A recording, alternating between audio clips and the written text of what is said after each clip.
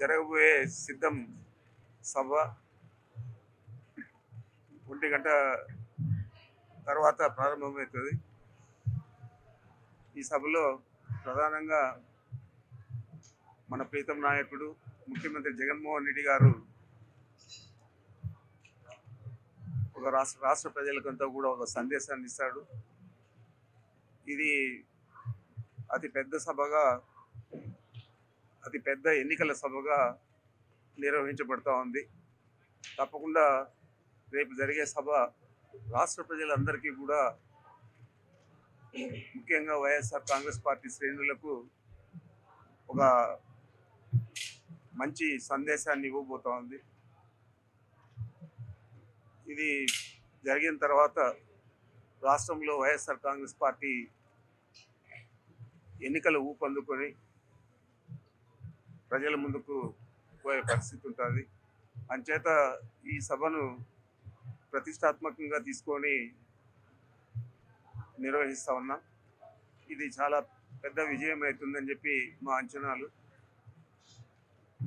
తప్పకుండా మా అంచనాలకు తగినట్లే విజయవంతం అవుతుందని చెప్పి తెలియజేస్తూ ఉన్నాను. రేపు ఈ సభ జరిగిన తర్వాత ఎన్నికల శంఖారావం పూరించినట్లే వైఎస్ఆర్ కాంగ్రెస్ పార్టీ భావిస్తూ ఉన్నాం. తప్పకుండా రాబోయే 40 రోజుల లోపల జరిగే ఎన్నికలకు వైఎస్ఆర్ కాంగ్రెస్ పార్టీ శ్రేణులు పూర్తిగా సన్నద్ధమై ఈ ఎన్నికల నిర్వహణకు ఊపందుకుంటుంది. ఉత్తేజాన్ని ఇచ్చేదే కాకుండా మా అంచనాలు కూడా ఎక్కువగా ఈ రాష్ట్ర ప్రజలందరూ కూడా ఆకర్షితులవుతారని భావిస్తూ ఉన్నాం. ఈ సభ విజయవంతం కావాలని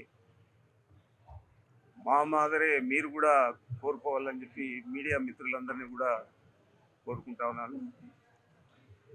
ఈ సభ విజయవంతమైన తర్వాత రాష్ట్రంలో 3 ప్రాంతాలలో ఈ సిద్ధం సభలు పూర్తి అవుతాయి. 4వ ప్రాంతంలో తిరిగి మళ్ళా పల్నాడులో జరగబోతుంది. ఈ 4 సభలు అయిన తర్వాత అంతలోపలే ఎన్నికల కోడ్ కూడా వస్తుందని ఆశిస్తూ ఉన్నా. ఎన్నికల కోడ్ వచ్చిన తర్వాత ఇక ఈ ఉత్తేజాన్ని ఎన్నికల దాకా తీసుకుపోయే విధంగా వైఎస్ఆర్ కాంగ్రెస్ పార్టీ నాయకులు, వైఎస్ఆర్ కాంగ్రెస్ పార్టీ కార్యకర్తలు, శ్రేణులందరూ కూడా పనిచేస్తారు.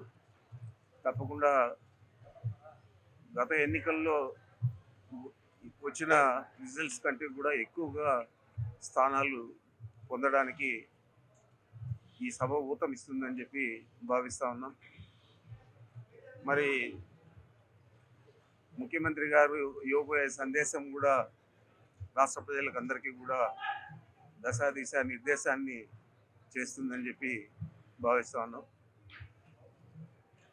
మరి ఈ కార్యక్రమం అతి పెద్దదిగా ఎన్నికల ముందు నమోదయ్యే పరిస్థితి ఉంది కాబట్టి రేపు తప్పకుండా ఈ సభ రాష్ట్ర ప్రజలందరికీ ఒక అంచనాలకు మించి, వారు అనుకున్న అంచనాలకు మించి నిర్వహించబడుతుంది అని చెప్పి తెలియజేస్తూ ఉన్నాను. మరి ముఖ్యమంత్రి గారు ఇచ్చే సందేశం కూడా ఎన్నికలను ఉద్దేశించే ప్రధానంగా ఉంటుంది కాబట్టి తప్పకుండా వారి సందేశం కూడా రాష్ట్ర ప్రజలందరికీ కూడా ఒక మార్గదర్శకంగా చెప్పుకోవచ్చు.